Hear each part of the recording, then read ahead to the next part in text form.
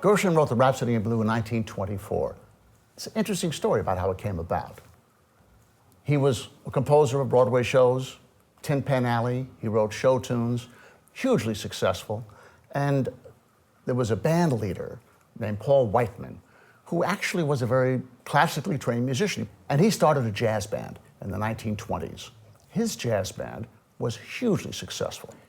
It really wasn't a jazz band. It was kind of a dance band, you could call it. Yes, he had jazz players like Bix Beiderbecke, a great trumpet player, but it was basically more society-oriented than it was real jazz-oriented.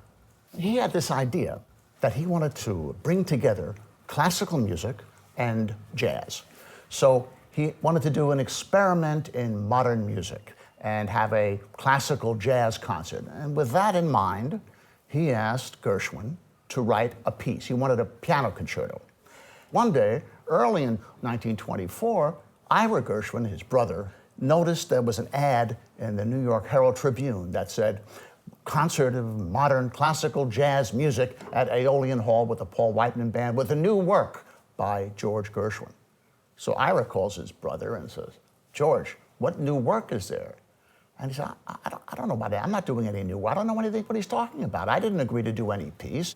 Anyway, Whiteman convinced him that this is going to be an important event.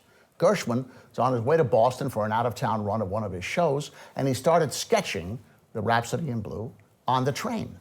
And sure enough, he finished it in time. It was premiered, and it was a huge sensation. Now, I say jazz band, but you think, well, I've heard the Rhapsody in Blue, and it's played by a symphony orchestra with a piano solo. That's true. That's the version we usually hear. But for our program, we decided we would do the original version. I've never played this jazz band version. I'm a little anxious about it. At the first performance in 1924, George Gershwin was the soloist.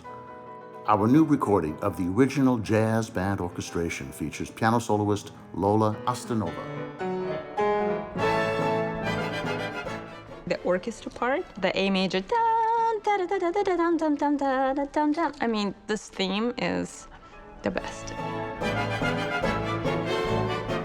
When the orchestra is this good and the conductor just feels what your interpretation is and you're on the same page, it's a very gratifying feeling.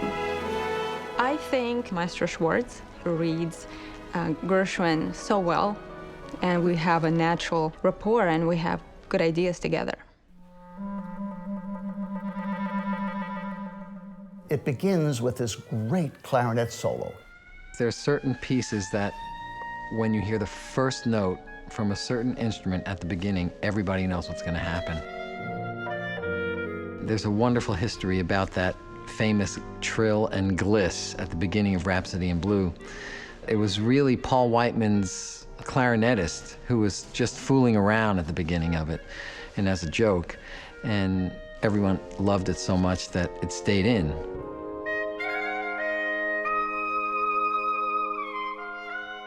All the individual players are top players when it comes to their respective instruments.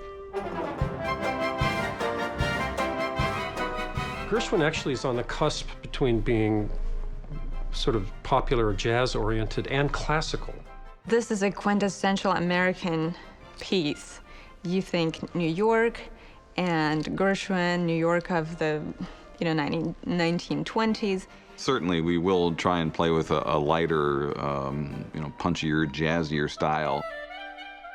There's one incredible moment where Grofé orchestrated the sopranino saxophone. This is the soprano sax. Now here's your little E-flat sopranino.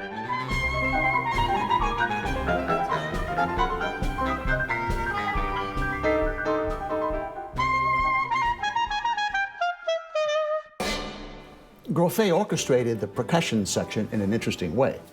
We have the timpani, mallets, in this case it's a glockenspiel, and a drum set. Actually, around that time, drum set was somewhat of a new contraption. With technology, one person could combine all those parts, and that's actually less players you had to hire.